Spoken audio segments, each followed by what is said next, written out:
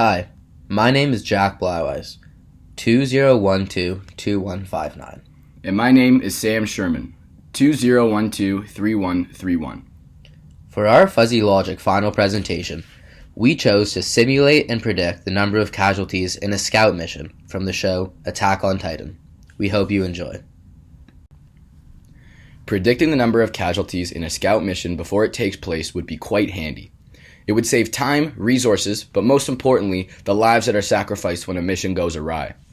This scout mission we are describing is a fictional mission based off of the Japanese anime show Attack on Titan. The gist behind our proposal is that, and beware, minor spoilers ahead, there exists a country of people that live their entire lives within 100-meter circular walls, sheltered from the nightmares that wait on the other side of the protective walls for them. The government of the country enclosed in these walls regularly calls for what is known as a scout mission, a team of soldiers deployed to investigate outside of the walls, avoiding the mindless human-hungry giants known as Titans, and bring back valuable information. The scout branch of the military has by far the highest death toll in all of the military, and is the only branch trained and capable enough to combat these Titans. Not only do most of the scout missions that get deployed perish before they get to come back to the safety of the walls, but they also rarely bring back any valuable information that can help investigate these Titans further. Thus, with our newfound knowledge of fuzzy logic, and the same limited knowledge about Titans that the Scouts have, we propose a fuzzy logic system that can help the Scouts predict if their next mission's dangers will be worth the risk at all. For the most part, every Scout soldier is trained equally, with each of them possessing a particular set of skills to maneuver through the area outside of the walls. These skills are often not enough for survival, and a lot of time, the Scouts end up either eaten or trampled before they can make it home. The captain of the Scouts, however, known as Levi Ackerman, has unparalleled skill at slaying Titans, and some say he is worth 1,000 soldiers twice over. This fact alone has made Levi a deciding factor in whether or not a Scout mission will succeed, fail, or even be worth deploying. There are a couple minor assumptions we made when creating our project. We first assume that the Scouts know what Titan lies ahead in a given direction, and we also assume that there are no Titans who will interfere during a battle. Now that we have all of our groundwork set up, let's dive into the meat and potatoes of our fuzzy logic implementation. The number of casualties for the mission will be determined by a function. We have 4 categories we look at that will contribute to the final output that is the number of casualties from an instance of a scout mission. The basis of the function is that we take each of the 4 attributes and determine each of their memberships in the given attribute. Once we have all 4 memberships, we substitute them into a formula which produces the expected number of casualties. The attribute that represents Levi's presence is binary and is either 0.6 if he's not present or 1 if he is present. So as you can see, C is the number of casualties that will be outputted from the function, N is the number of scouts being inputted into the function. The memberships of each specific attribute are given, and the binary attribute of Levi's presence is also apparent. Here, we will show you a quick example of how our function will work. We will go into more detail of the membership functions later, but for now, this is what the function looks like when we sub in numerical values for the variables. In this example scenario, the Scouts are sending in 125 people and are returning with only 69 members. This is information that the commander can now take into account to decide if he wants to continue on the scout mission.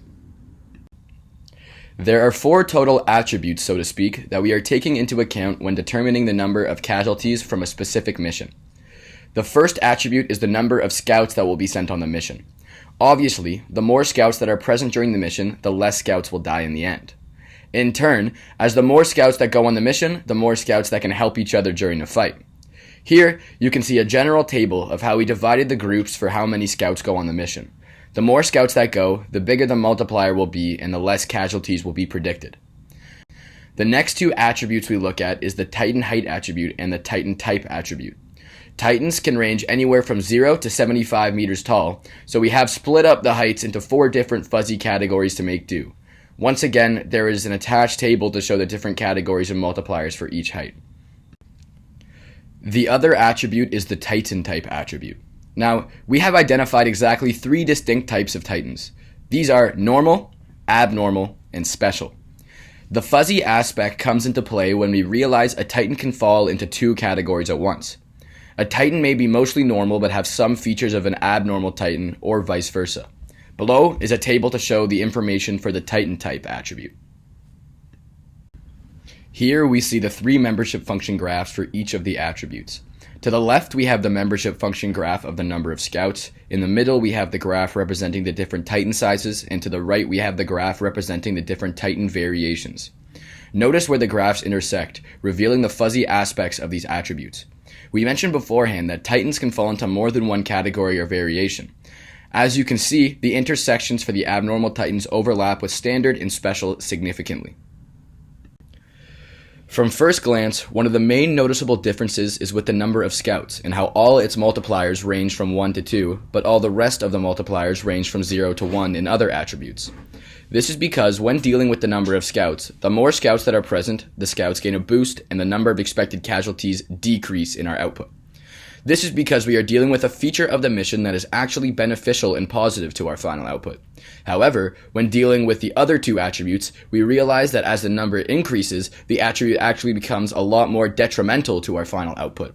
So, as the number increases, the multiplier becomes smaller and smaller, providing a bigger impact on the scouts and in turn increasing the number of casualties overall.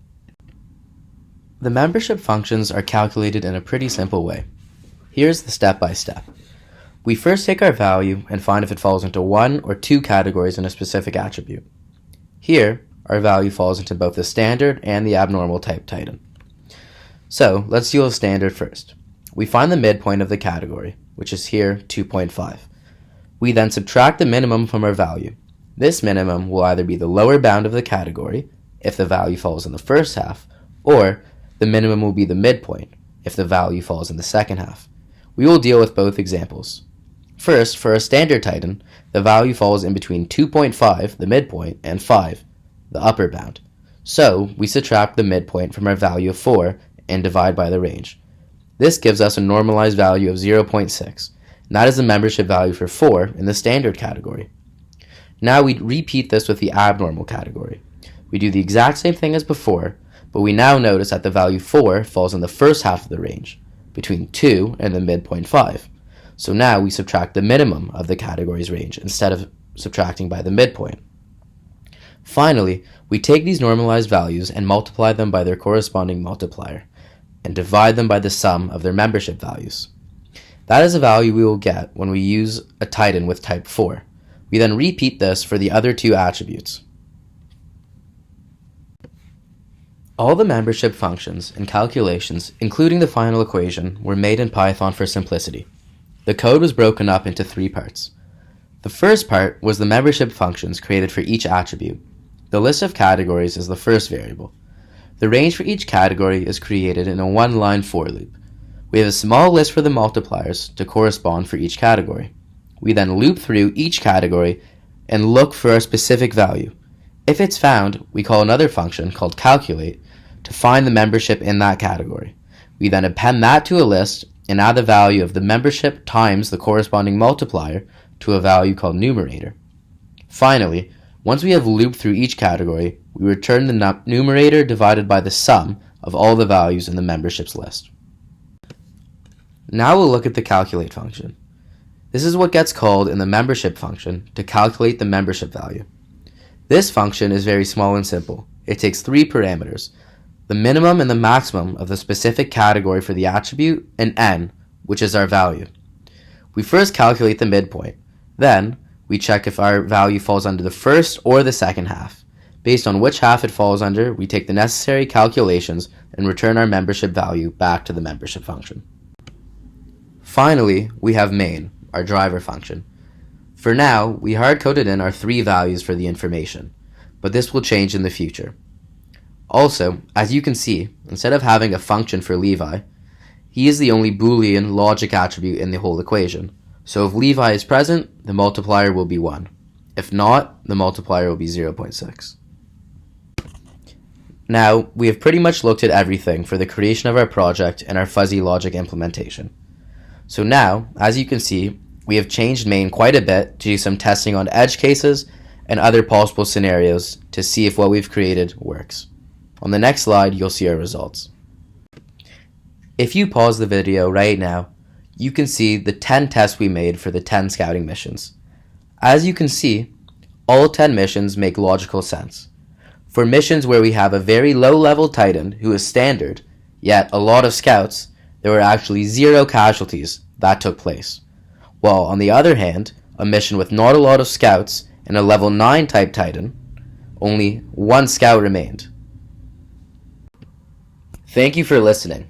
I hope you learned a lot not just about Attack on Titan, but about our fuzzy logic implementation. Don't hesitate to write any questions you may have in the comments. We will check bi-weekly and do our best to respond. Thank you. Jack Blywise and Sam Sherman.